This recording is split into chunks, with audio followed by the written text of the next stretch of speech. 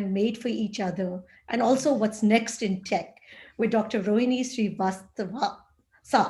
I pronounced it wrong. I'm sorry about that. Who's the National Technology Officer for Microsoft India. Today, we're going to be speaking about how the economy will be more tech enabled and how the economy actually needs more women. Tech also needs to be more diverse, inclusive, fair, and relevant. And I think also pointing to the fact that women can thrive in tech, find new opportunities, and grow and become empowered. I myself did my undergrad in engineering, but quickly moved to the business path. Anita, also, who joins us, did the same. But I'm very excited that Rohini, actually, who did also her MBA, went back and did her PhD and stuck to the sciences. So it's very, very interesting, and we'll delve into that as we move forward in the conversation. I am Sukirti Gupta. I'm the co-founder of Sipping Thoughts, and let me just tell you a little bit about it before we move on. Sipping Thoughts is a multi-platform media company that was set up keeping in mind the tagline "Real Women, Real Thoughts." We're a no-judgment platform and want to create a network of women for women, and of course, the men that support us. Sipping Thoughts reaches to 2.5 million women on a monthly basis. And our partner, BW Business World, needs no introduction. It's a fortnightly magazine which was launched more than 3 decades ago. It's among India's largest and most respected business magazine.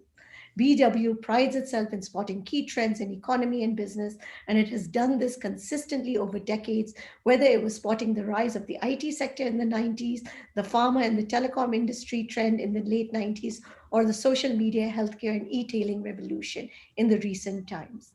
But today, I'd like to, very, very honored to introduce my guest, Rohini, who is the National Technology Officer for Microsoft India. Rohini is responsible for empowering customers and partners across the industry and government through innovation and growth through tech intensity. She has over 25 plus years of experience in business and technology with strategy consulting at the Boston Consulting Group, at IBM Global Services Operations, and sales at startups and R&D at AT&T Labs. Rohini is also the member of the Wiley Innovation Advisory Council, is on the advisory council of the ECE department at Carnegie Mellon, serves on the scientific advisory committee for NMICPS, Department of Science and Technology for the Government of India, and is the industry advisory board of Sri Teen at the Indian Business School of Business. She was recognized among the top 10 influential analytics leaders in India in 2019 by Analytics India magazine. Like I said, she holds an MBA from Wharton and earned a PhD in computer engineering from UT Austin. Rohini, so glad to have you with us, and I would like to kick off with your journey and tell us a little bit about your path, and especially since we're talking about women in STEM, why do you feel that they are made for each other? Sure. Thank you so much for having me here. And I think the topic is just as close to my heart as it clearly seems to be for the others on the panel here, Anita, Anurag, and you, Sukirti. So look, I think from a broader perspective, right, and I'll just go a little bit into my journey. But I think we do know that from really an uber economic perspective, there are umpteen number of studies which have shown that that bringing women into the economy has an important element in terms of boosting the overall economic growth. And I think that those numbers are important, but I think the additional elements that one needs to think about is especially in the pandemic world, that we have seen the amount of digitization that we are seeing, that the world is going to be more and more tech. And in fact, a lot of companies across sectors are becoming more and more looking like tech companies. In fact, if you look at the hiring trends, we find that there are more number of tech people getting hired in so-called non-tech industries than they are being hired by the tech industry, because every industry is becoming tech enabled. The second part of it, which you kind of alluded to in my introduction, is the tech intensity. And it's a term that Satya Nadella uses. And it's about the fact that organizations are both adopting technology as well as developing their internal capability with their respective domain understanding, customer understanding, and their secret sauce, if you will, to create the right kind of capabilities to become technology oriented. I think the element of tech and the point that you made about women and tech made for each other, and I'll dwell a little bit on my journey. So I actually began my career in tech and deeply R&D oriented. I did my PhD first. And my life started in the R&D world at AT&T Bell Labs in the mid 90s. And then I went into business, and then I came back into tech. So it's been I would say a series of reinventions. But I think the important part that I would put out is that the way tech is evolving today, it's developing not just as hardcore tech, but a lot of areas which one would call as sort of citizen digital citizen digital enablers, if you will, right? Citizen developers, citizen data scientists, which are people who are not traditionally tech. They are not tech developers, but they are people who are in their respective domains, but understand tech and know how to use technology as ways to empower them, use technology as partners, if you will, right? And augmentation to augment their skills. And I think that's an important part that should be remembered as one thinks about tech as such. And in my career, as I was talking earlier, I have moved between technology and business, and I've found now that I'm in a role which is very strategic in nature and clearly at the leadership level. I'm seeing the trends of why tech needs to have women from perspective of being more inclusive, from perspective, especially artificial intelligence that I specialize in, from being more responsible. And if you look at the pandemic world, the kind of flexibility and inclusion and collaboration that is required. So to me, there are many elements of tech which are which one would have earlier thought of as sort of standalone attributes, but are becoming attributes that are actually very friendly to women. And therefore, I feel that the Uber theory about why the economy and why the world needs more women. Women also have an opportunity to jump into the economy and really look at it as an opportunity to both grow as well as contribute. I'll pause with that, and then of course can take more questions and discussion. Fantastic. I'll invite Anurag, of course, who is the chairman and editor-in-chief of BW Business World and Exchange for Media, and Anita Murthy, who is an international marketing expert with 25 plus years of experience, to take over in the Q&A session. Thank you, Sukirti. Good to connect with Anita on this webinar, and thank you, Rohini, for doing this. You inspire a lot of women. I have a 17-year-old daughter, and she's at her stage where she's deciding what she wants to do in her life. And clearly, she looks up to role models. So you know that you're a role model for a lot of people. What I want to ask, all the three women, Sukirti, Anita, and you, Rohini, have studied abroad. You've done your undergrad, grad, postgrad, at least two of those abroad. And that kind of opens up the vistas of knowledge, vistas of connectivity / networking, and vistas of wider horizons, which then enable you to dream. Do you think what are the things that hold back women in India from taking more leadership roles in STEM? And the statistics of number of girls and women who enter STEM in India. How do you think we can increase that? Anita, you want to jump in case you want to share your thoughts first? No, please go ahead. I think that was very much targeted towards you. Okay, sure. So I think, Anurag, you are right in that all three of us have had an opportunity to go to premier organizations, institutes, and learn. But if I reflect back, that the connectivity and exposure that is there today, I mean, at least I didn't have it when I was doing my PhD, for example. I mean, I've gone to the library and and done photocopying of journals. Sorry, I'm dating myself there, but the reality of it is, I think I think the exposure level and access to content, to learning is just absolutely unparalleled. The only deficit, the only holding back is your curiosity.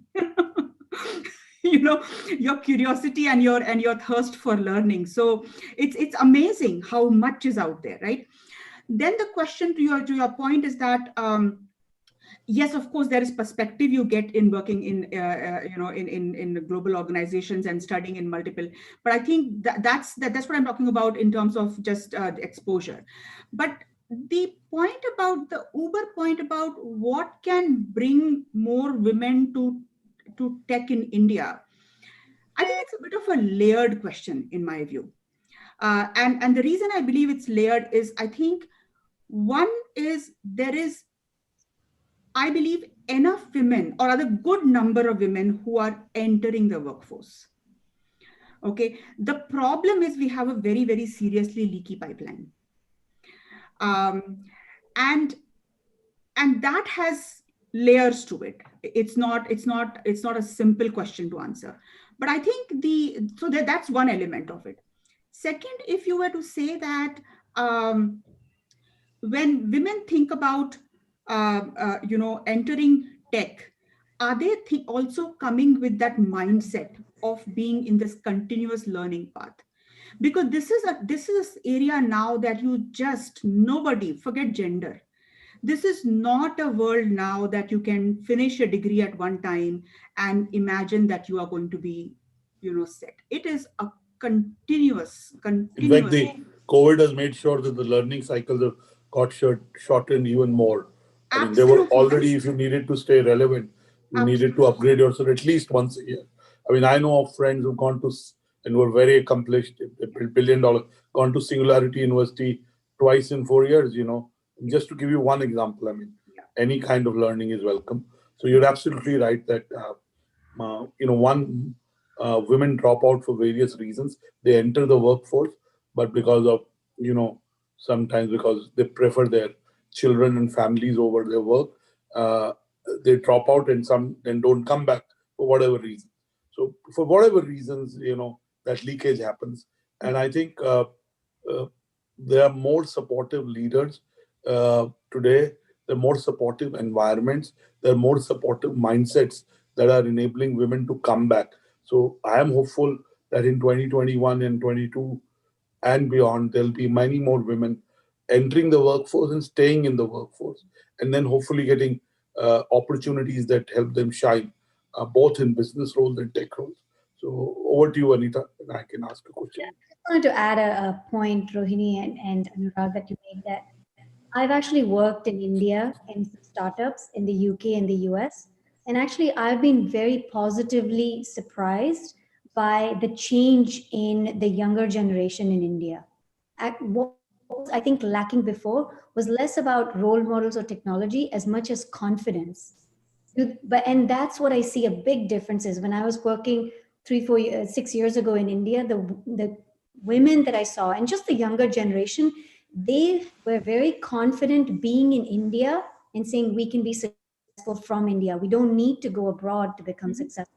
So I actually see this attitude change as the biggest difference between getting more people, women, and just generally the younger generation into tech and being successful from India. And I think that's a big deal. You don't need to go outside of India, I think, to be successful. For my question, Rohini, I was listening to your introduction, and I think what really intrigued me was the different transitions you made. And you said you went back from tech. You went from tech to business and then from business to tech. Obviously, we've seen a lot of people that do the first transition very well, probably, but I haven't heard of a lot of people that go from tech to business. So I would love to hear a little bit about why you did it and any advice for people that are looking to do that today. So I think what you meant was why did you go back from business to tech? Yes. That's the second part of the transition, right? Yeah. I think, I really found that tech is the happening place. It really is the happening place. And I was like, why am I not in it? I mean, because I mean, like you were mentioning in my introduction, right? I spent some time at BCG and then IBM. I was pretty much at a very strategic consulting type of thing. And I was like, all the great stuff, especially AI and this explosion that's going to happen. I'm talking about 2015 timeframe. I said, I have my roots going back in machine learning and stuff at AT&T Bell Labs, where people really did fairly core theoretical work in this space. I said, I cannot not be a part of that complete revolution that's happening. So I said, and it took me at least about a year or so of really getting back into coding. I mean, I got myself back into doing MATLAB coding, into Python coding, which I had not done. I had not touched coding for a decade. Wow. Okay, I had not, more than a decade, I would say, right? But I said, no, I cannot get into it just by talking words. So I took some time and I invested in learning, MOOCs, and I got myself again, installed all the MATLAB stuff, installed all my Python Jupyter notebooks and stuff, and learned stuff, because many of that stuff had happened while I was away from tech. Right, this stuff had happened while I was away, and I was like, what is happening to this world, right? So I had to do a lot of learning and reinventing. But that's the thing, right? I mean, I said, you just have to do it. And it's amazing because it's amazing how all that comes back. And so I said, this is the happening place, and you need to be here. And in some ways, then your ability to connect the dots, when you have thought business and strategy, and you have thought from an ambiguous problem solving approach, being able to apply that to the tech world, it really does become, 1 and 1 becomes 11, right? It really does add perspective and an ability to really see big picture in ways that is quite unique. I see. And Rohini, as you rightly said, every business is now tech driven. If you're not tech driven, just tech enablement kind of keeps your business under optimized. So you're right. I mean, there is a thin line between what is tech and what is business. Yeah. Clearly, especially going forward. And I was preparing for the session. If you looked at the US, the number of women who were CEOs and they led tech companies were decent. They can be more, but until recently, I know you worked at IBM, right? You started your career at IBM, and Ginny Rometty was there before Arvind Krishna took up. You look at the CEO of multiple tech companies, YouTube. Yeah. Even at Microsoft, you have Amy Hood, right? You have Amy Hood at Microsoft. Then you but I still, Anurag, I feel they are just very few still. It's just a few names. Yeah, okay. It's all relative. It's relevant to India. Relative. Right. I was thinking, I couldn't think of people beyond Neelam Devan and Aruna Jayanti and a couple of others in India. Yeah. She's not in tech, but there's some people who really done well globally, and they came from tech. Yeah. But you look at Susan Wozkiewicz, you look at her sister, and they all are women in tech who've done really, really well. Then you look at Oracle Safra Katz, she's done well. She had a co-CEO. Unfortunately, we lost Mark Hurd. So clearly, there is, of course, if you look at the FANG, which is Facebook, Apple, Netflix, and Google, you have Sheryl Sandberg.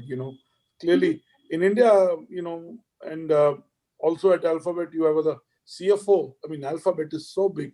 You have Ruth Porat. You have many women who have done really well. And your CEO again at Microsoft, Amy Hood, has done well. But in India, if you looked at the top tech companies, which are homegrown, you don't still have a women CEO. They've had male CEO after male CEO.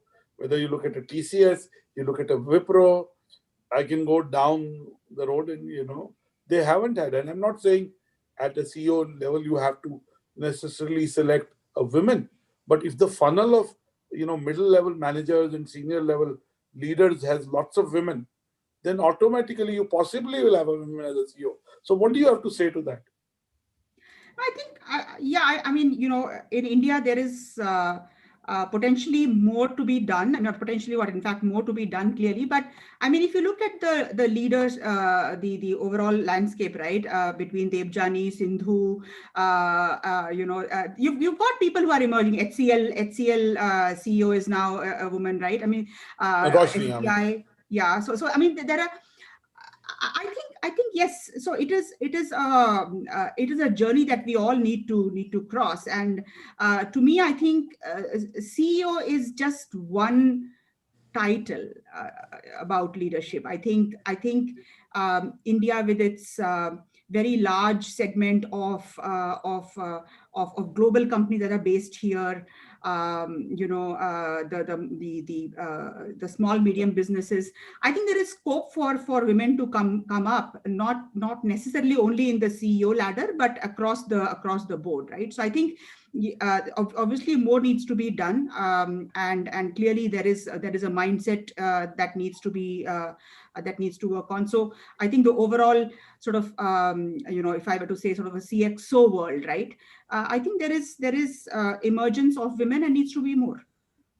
Can I interject here? Because one of the things is being talked about, and it's being talked about worldwide, that for more women to embrace these positions, we need to see more role models.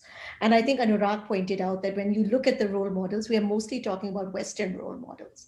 So how do we create that ecosystem that more become, because I was in a forum and it was very disappointing to me. It was very, very intelligent. It was a debate, maybe 100+ kids. And this girl said, there are only 4 people in my class that took science.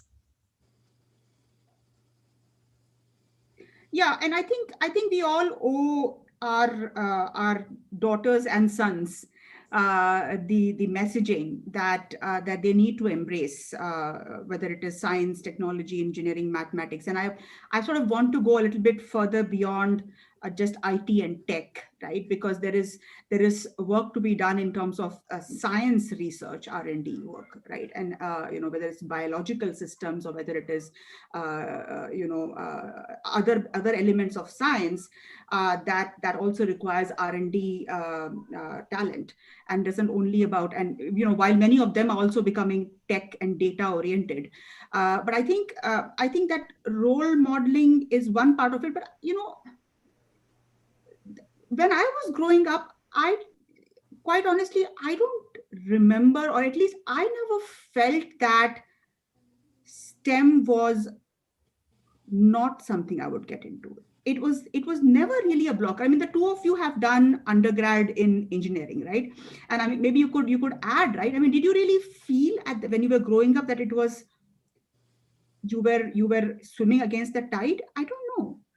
I don't think so much swimming against the tide, but in my class, of course, I thought that this would be, of course, we're talking ages ago. I was 4 out of 40, right? So 4 girls, 40 guys. And when this woman mentioned this, it actually struck me because she again used the number 4. I mean, is it still that we are not penetrating down in the mindsets of saying that, yes, you know what, that STEM, these are the careers of the future. But you're absolutely right. It did not stop me. I'll tell you. Go ahead. I think actually when you compare to at least England, I feel India is probably doing better, but maybe you can enlighten me. What I see here is the schools are segregated. You have boys' school and you have girls' schools, in the primary and secondary. And I find the teaching, because I have a daughter and a son, to actually be quite different.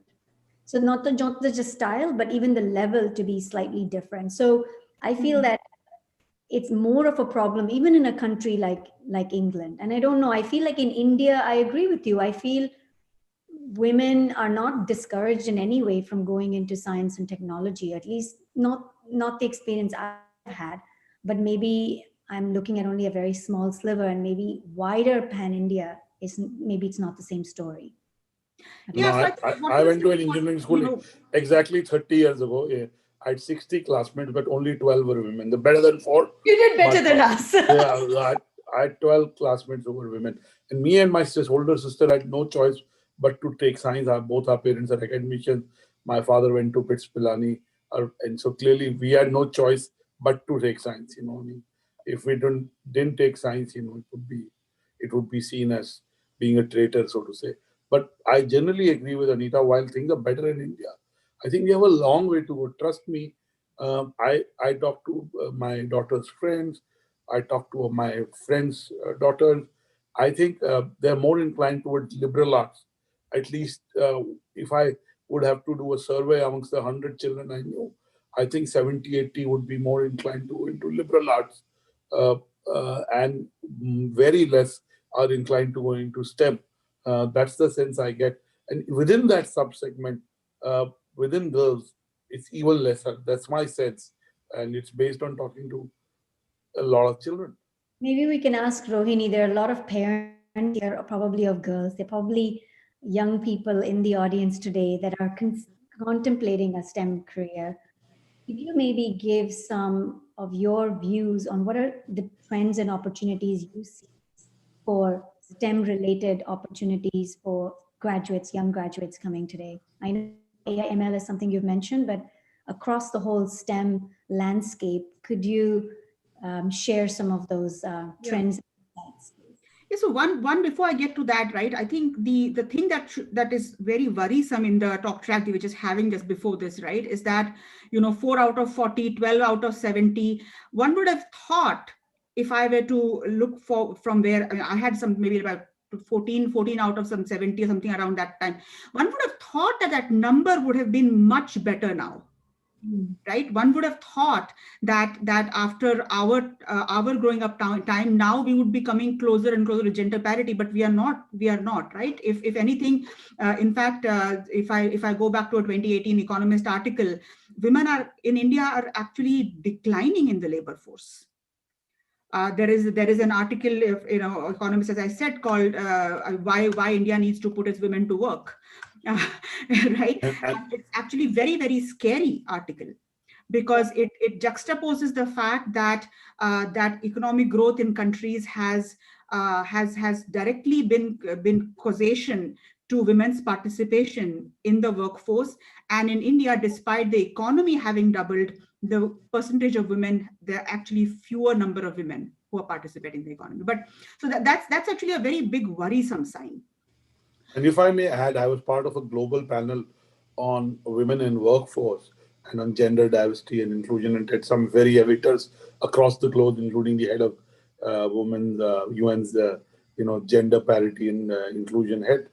And in India, in the last 8 months itself, uh, uh, you know, women have dropped out because they've had to deal with much more than their male colleagues, because they're balancing the family. They have no house helps. They're also spending much more time at home, so they're naturally looked upon to do some chores that ideally should be split. But that's how India is. So actually, last 8 months, much more women have dropped out of workforce. And I'm not talking at your levels. I'm talking at junior and middle level than ever. So clearly, the pandemic has not really helped in terms of women in the workforce getting accelerated. It hasn't helped them.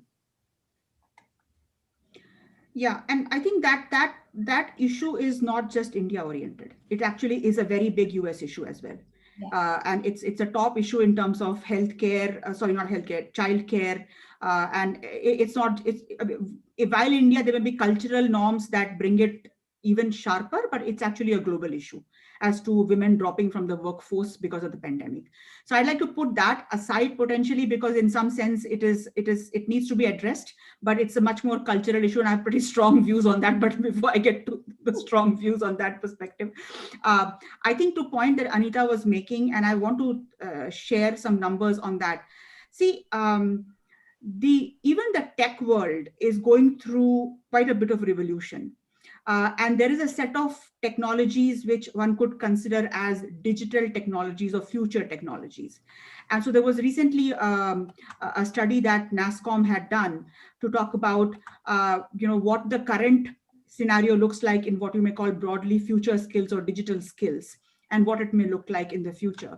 And that is even more worrisome, because what is happening is today that if there is about a 1.2, 1.3 million people who are in that level, the installed base of these skills is growing at a particular rate, but the demand is growing at a much higher rate, which means that the skill gap that is today is projected to go even higher.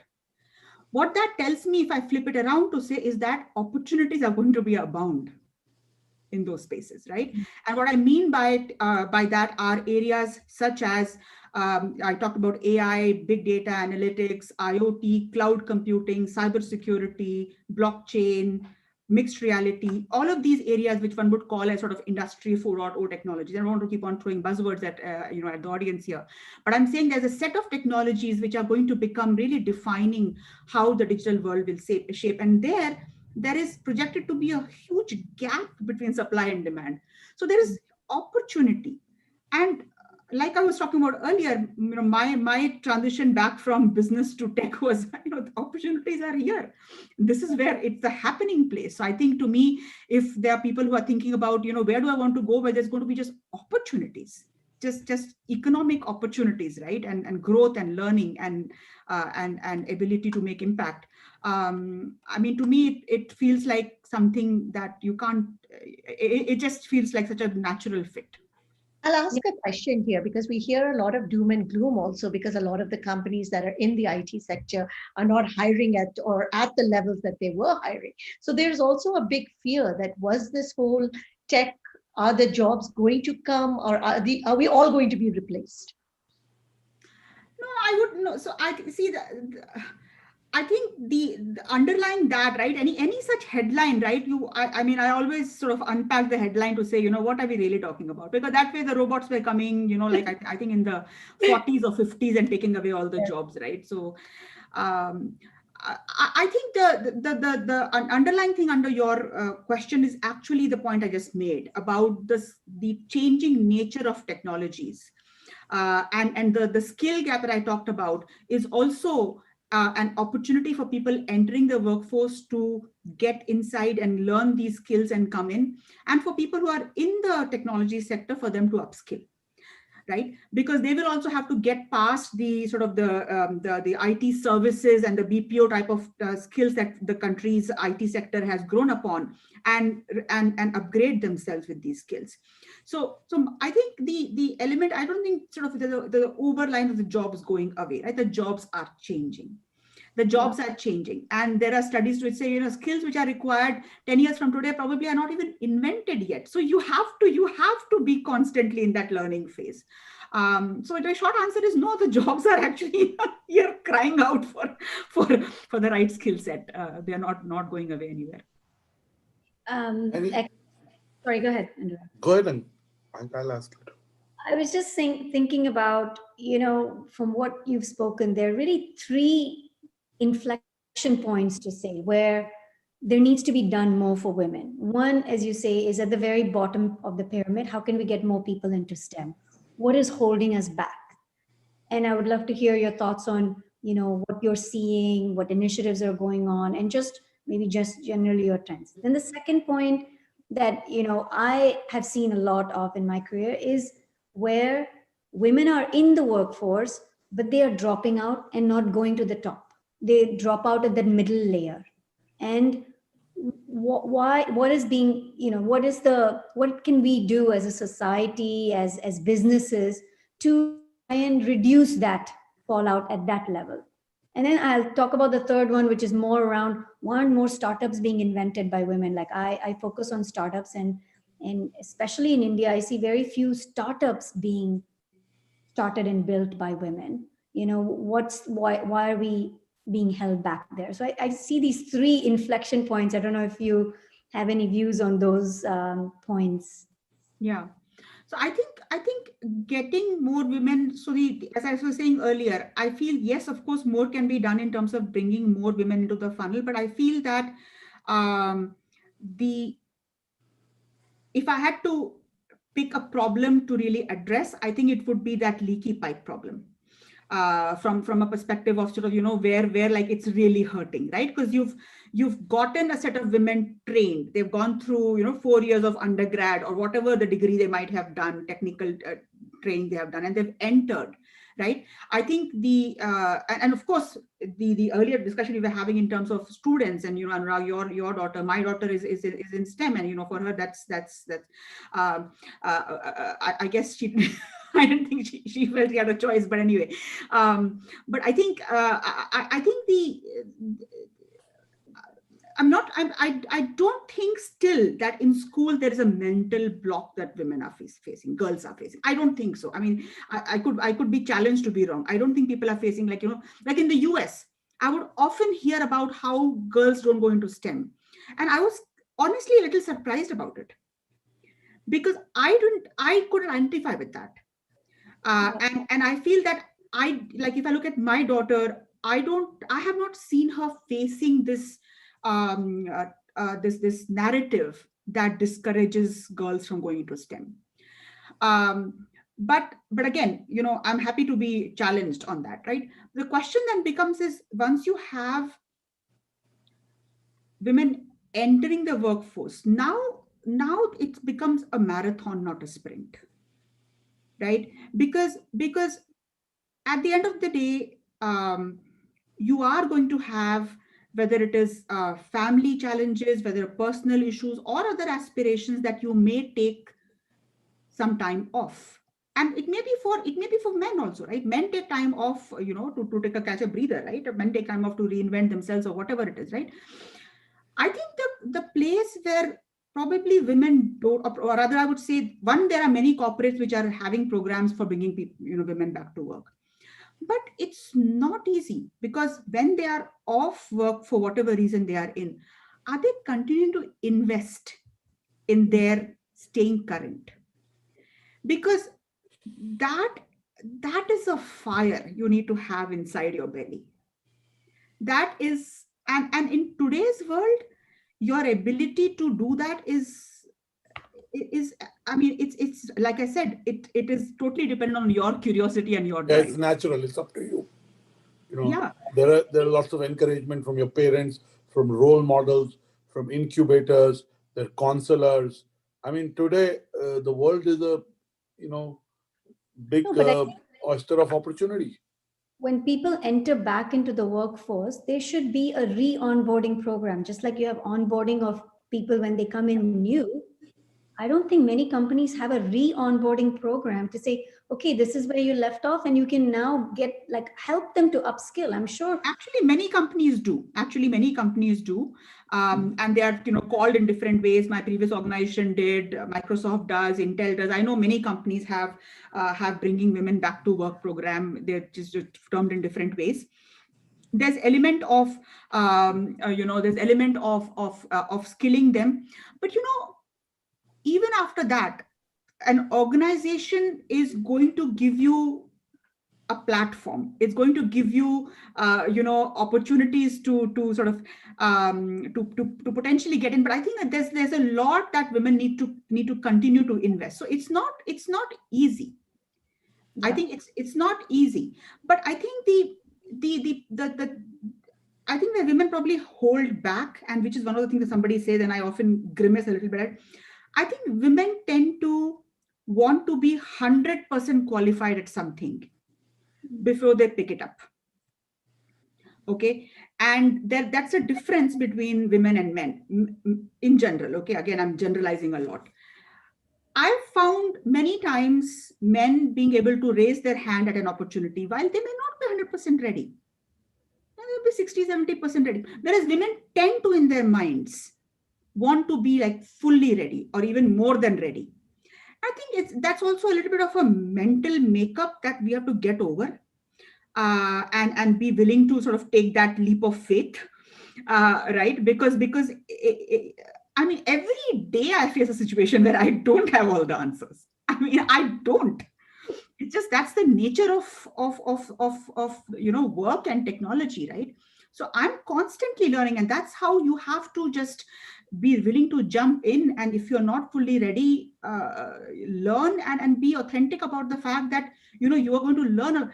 See, look, people, I mean, I hire, or rather most leaders hire a lot for attitude, learning ability, what they call a growth mindset, and not necessarily for what you can do today. Because we all know that what you can do today is not going to be enough for what you will need to get done 3 months from today. Right. So if you are able to come today and you have the attitude, you have the agility, you have the hunger, to learn, then you are the right person. So, to me, I think those couple of mental blocks of one not wanting to be always fully ready and putting your neck out a little bit.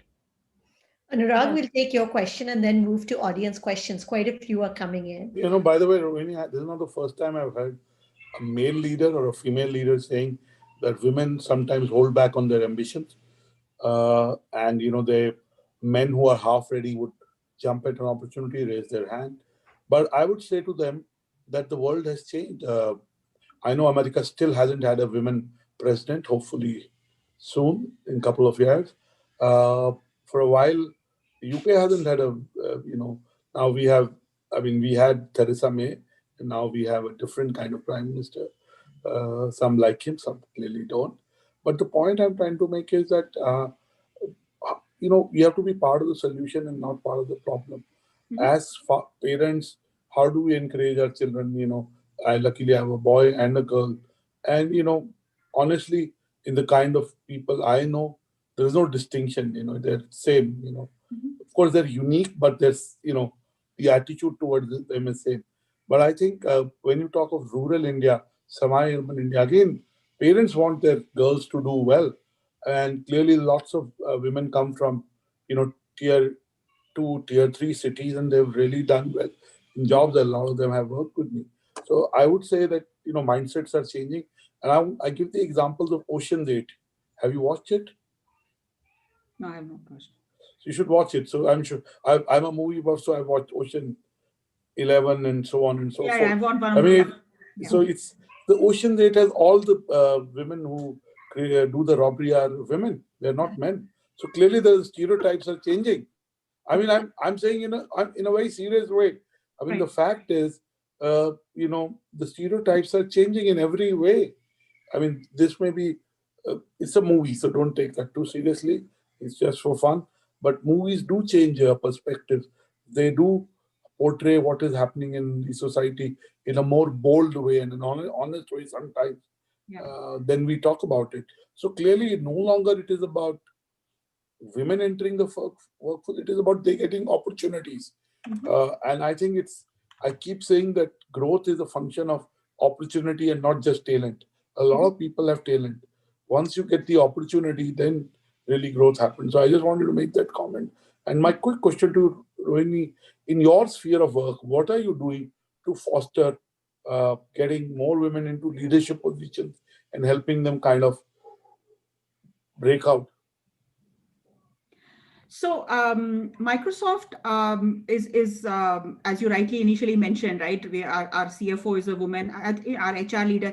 There are enough women in Satya's leadership team in India. I'm happy to say that I'm part of the leadership team, and it's actually gender split exactly in the middle. So we've got. So I don't feel at all that actually there is a gender issue at all in the leadership team in India, and that just not just goes for the senior leadership team, but even for the extended leadership team. So it's amazingly diverse, and not just diverse by gender, but by multiple dimensions.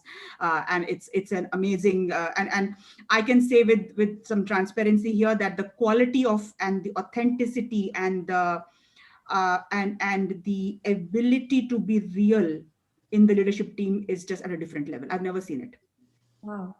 And I think and I have to say that last 2 years Microsoft India has been a top area, and 2 years in a row, and I think there is something to be said about the leadership team. So That in itself is inspiring. Sorry? That in itself is inspiring. Yeah. I mean, Anant is my boss, and Anant, you can take Anant's quote on that.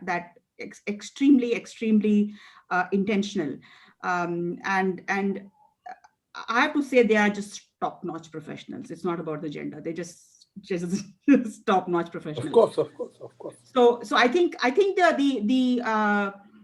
to your answer, so we have multiple things are going on. We just had an Asia Women Think Next, which just was like, in fact, last week, on talking about which at the Asia level about encouraging or bringing more women. Hiring wise, we have tons of things internally in the organization. There are, as every organization does, many programs. But I think the issue of diversity and inclusion in Microsoft is actually a bit more beyond gender. It's actually about across the sexual preference spectrum. It's across mental disabilities. It's about hiring nationalities, different it's nationalities. a broad topic. So actually, gender is just one dimension of it. So it's a pretty big topic that on accessibility, and it's yeah. So it gets attention from Satya's level, and therefore it is a very nuanced topic in many ways. And of course, like I said, gender is one element of it. And I mean, like I said. At least in my my immediate leadership circle, etc., it's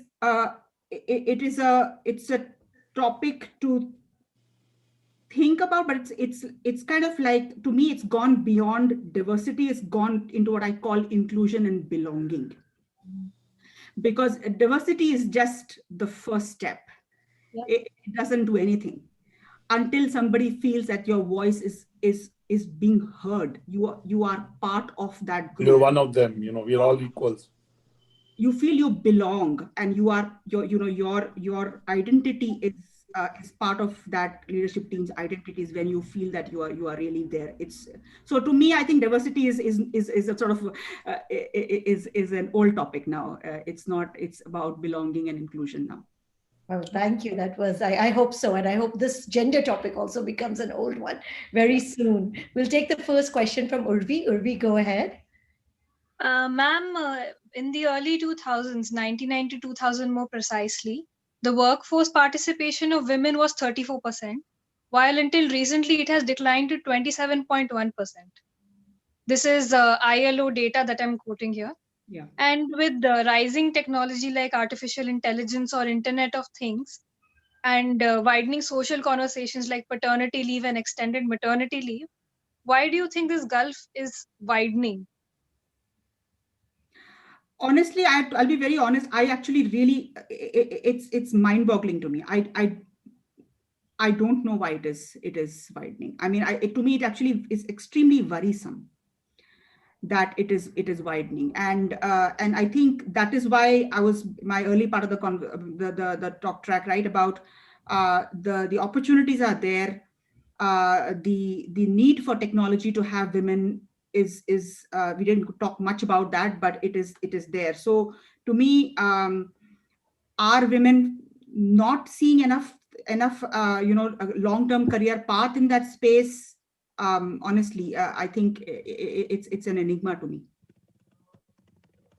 Okay, the next I don't have a why answer. Maybe somebody else can answer the question as to why it is happening. The next question we'll take from Aditi. Aditi, go ahead. Sure. Thanks, Sakirti. Rohini ma'am, absolutely delighted to attend this webinar. And you've mentioned a lot about upskilling in your recent webinars. And ASCOM, like you recently mentioned, came up with a report along with Zenov, where demand-supply gap is almost 8x right now and will increase going forward. Right. So I just completed my AZ 900 fundamentals and secured like 910 marks. So I'm building up my tech intensity with a growth mindset. My question is, traditionally, I'm not from a STEM background. Okay, I'm a non-STEM, and honestly, we have role models like Devjani Ghosh, Indrani Chaudhary, the Chief Learning Officer. She herself is a non-STEM and quite inspired. They are doing well. So apart from getting the certificate, how do we synthesize and crystallize that learning, gel that with our domain expertise, and move into this sector if one really wants to? And I think the second question, is also around the same theme, and will be great to hear views from Dr. Rohini and the other panelists as well. Thank you. Yeah, I think first of all, great, Aditi. I know you've been pretty diligent in terms of both learning as well as being pretty transparent and sincere about it. I think so yes, the point that you made, and I'm glad you caught that the tech the tech sector is going to be not with the tech industry, but every industry as it becomes more and more tech enabled, right? You're going to have people who are tech developers, you're going to have people who are tech users, and then you're going to have people who are able to Put the two cross together. both the worlds, Yeah. right? And the cross both the worlds are very interesting people, because they are one, and you know, in the old world they used to be called business analysts, but to me that is a little bit of a you know, maybe that phrase needs to just be parked, right? Because that ability to take a domain understanding, the domain could be an industry, it could be a function, marketing, HR, finance, it could be, you know, talent, it could be able to connect the domain problems and solve it with tech. I think that group, that skill is only more and more needed. I would just like, yeah, go ahead. Yeah, and there then comes in, if you look at things, if you'll be looking at the Microsoft stack, if you look at things which are, you know, low code, no code kind of capabilities which are coming up, they are exactly meant. And if you look at citizen developers, citizen data scientists, I was talking about, these are exactly meant for like people who understand the domain, are not techies, but are able to connect the building blocks of what technology is now able to provide and create solutions. That's one. Two, there's people who need to even structure a real business domain problem into a technology problem. So there is a lot that, and I to you, right, beyond certification, I would start to then apply these into whichever area you are in, right? Because the more you apply is when more your learning really comes to life. And you are able to sort of say, you know, I'm able to create, let's say, a workflow in some ways, and you can get multiple ideas. But that's where you're able to show your tech intensity, not really a techiness, but your tech intensity. And if I may add, Aditi, you know, I use this as a framework. It's called PhD. I mean, while I have a PhD, which is permanent head damage, but this is passion, hunger, desire. See, at the end of the day, whether you're a male or a female, it's about your own passion. It's about your own hunger. It's about your own desire, drive, whatever. It's about your own ambition, how much you want to achieve. So, and I keep saying life is about trade-offs. You know, either you can watch more movies in the lockdown or you can build a company. I mean, the choice is yours. I mean, I'm not suggesting don't watch movies. I'm very fond of watching movies, but I haven't watched too many movies. So really and second is have mentors, both male and female, you know. So if you can get a bit of kind of both yin and yang, so to say. So having mentors who will become part of your journey and will support you and, you know, sometimes just hear you out and help you reach the decisions that you want to make will help you. And sometimes they may even provide the opportunity. So have a male mentor and a female mentor. That's what I'd say to you. Anita, did you want to add? Yeah, I think the last point I wanted to add is I think that you need to not be afraid of technology. If you like technology, if you are willing to experiment and like technology, that goes a long way. And I think all the panelists will say that some of the best people that we know in the tech world are actually people not from STEM. They're people who just understand what the problem is or who the solution is meant for and are able to think about it in a very simple and systematic manner. Those are the people that are actually really valuable to make tech be more applicable. There are a lot of cool technology solutions, but you need to do that handshake between the need and technology. And so I don't think that should be at all an inhibitor as long as you have a passion and a curiosity to learn. Fantastic. Well said. Sneha, we'll take your question next. Go ahead, Sneha. Thank you, Sukriti. Thank you, Rohini, and the panel. I think it's a very, very interesting conversation, and I think something I can personally relate to. My question is, you know, firstly, I really resonate with the whole leaking pipe problem. And I am at that age where I see that along, you know, amongst my peers, because I'm in my early 30s. This is when people are kind of stepping out of their workforce and trying to get back to work, maybe not so successfully, or some are really reinventing. The problem that I feel is for some people who did not work or did not study STEM before, that ship has kind of sailed. and they now want to enter back into either STEM or a very technology related space. It's a big area. How can one really navigate it? And just before I give it on to you, I'll give you a little background. I did my MBA recently. And while I saw a lot of people who had a technology background make that switch to the business side, I think I did not see anyone be able to do it the other way around. So how can one really navigate this? Yeah, I think, and I'll ask Anita to also weigh in a little bit. But I think, and Anurag, if you've got thoughts on this. So I think it goes back to what Anita was saying, right? You can't have inhibition or sort of a fear of it. I mean, if I may sort of use that word. So if you've been, and you asked several questions in your questions, I think one, for somebody who may have stepped out for coming back, and if tech is the space, go through that learning sprint. I mean, I talked to you about my own learning sprint. There's just there's no hiding that. Nobody can escape it. You're going to have to, get yourself, not just for the sake of the fact that I have not done a line of MATLAB coding after. I've not, but I think it just built my confidence. The fact that I just did it, right? I just said, oh, no, what? I forget it. I'm just going to sit, and it just built my own confidence. And when I went and spoke with people about data science after having been away for almost a decade, right, I was able to make the right connections, because one, it sort of brought back what I was doing, and then it was able to bring the right kind of context and connect what I had been doing for 10 years with what data science is about.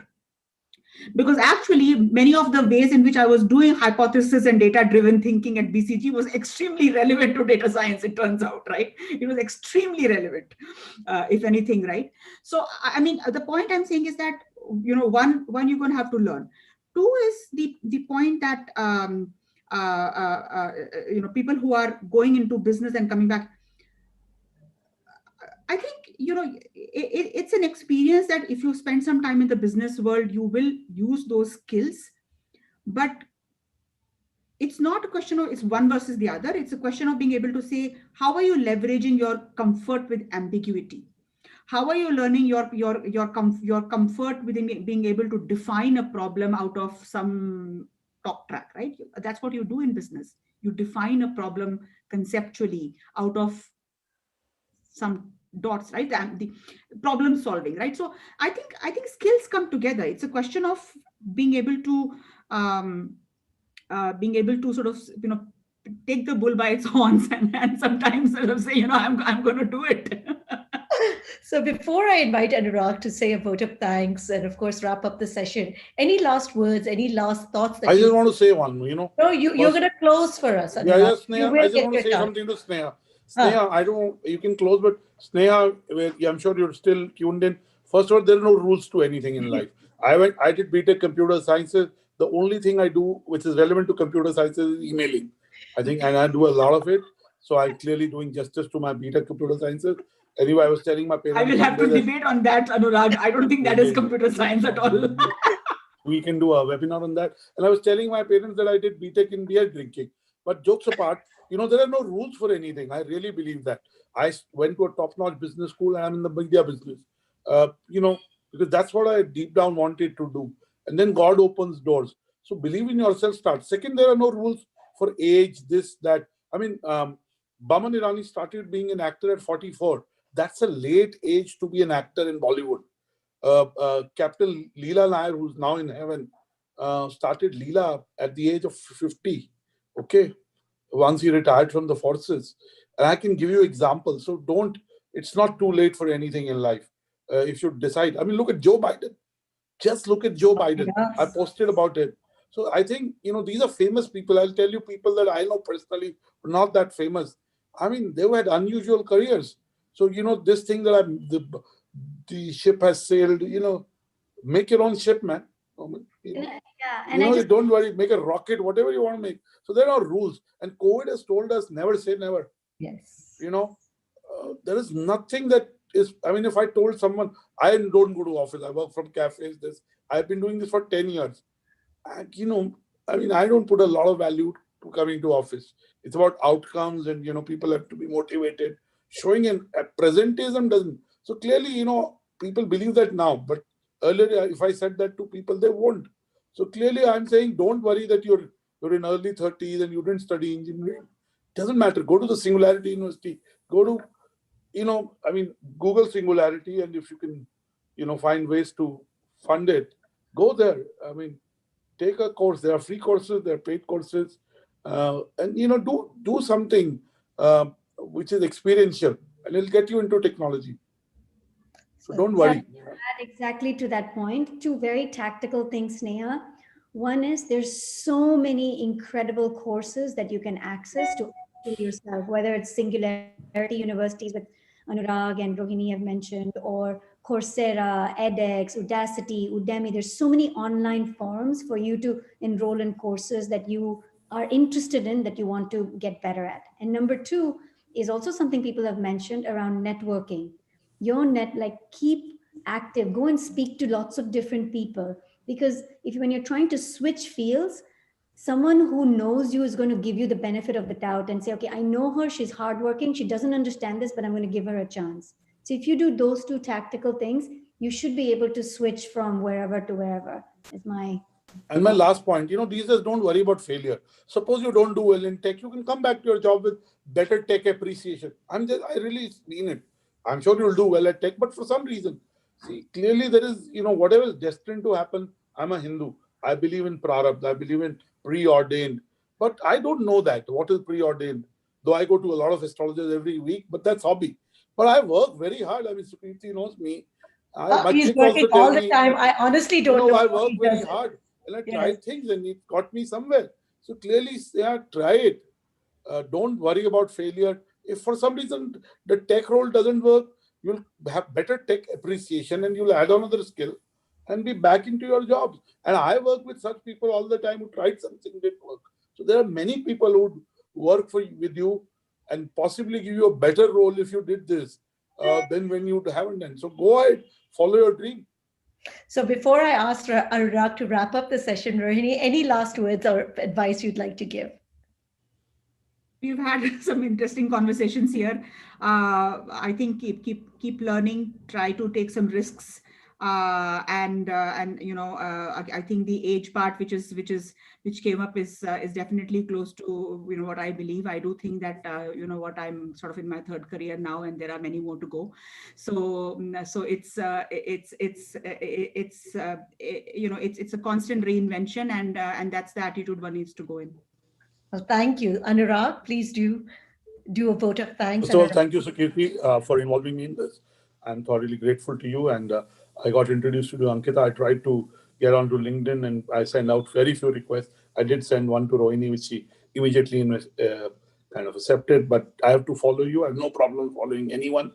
I just want to say that I learned possibly 5 things. One is that clearly in India, overall, it is a better environment for women than compared to other countries. So we have to encourage that and build on that. Having said that, overall, we still need to do better in terms of women progressing in careers and in tech careers. So it is a subset of how many women enter and how many women kind of go up the ladder. Third is clearly there are no rules. You can, in my view, Rohini studied tech, went to business side, consulting side, came back. So you can, kind of do a, lateral entry. You can do a mid-career change. And technology is becoming more and more important part of every business. So clearly, technology appreciation and technology knowledge will have its own advantage when it comes to application and career advancement. And role models and mentors help take them. But as Anita rightly said, ambition matters. At the end of the day, what you want to do will drive all the decisions you take. And having confidence, as Rohini said, is very key. Women have to believe in themselves, that they can do it as well or better than men, because I must say women are single-minded in their pursuit. They bullshit less. I said this before, and I have like 17 editors, 15 are women.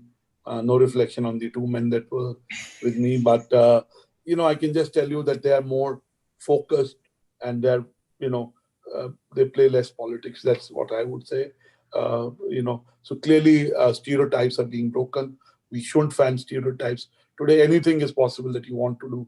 You have fantastic leaders like Rohini to look up to as role models. I discovered Anita today. So I was looking at your profile, fantastic profile in terms of the impact you make. So clearly, it's harder for men these days. I think it's easier for women, and I'm happy about that. So I'd leave it at that, and look forward to talking to Rohini and Anita at another time. And thank you, Sukirti, for today's conversation. I'm sure all of you enjoy.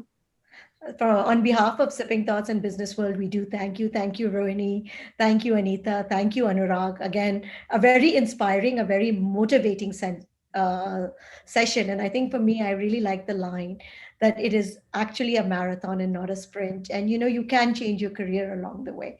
With that, we wish you all a very, very good night. And thank you for joining us today. Thank you. Thank you so much. Thank you. Thank you. Bye-bye.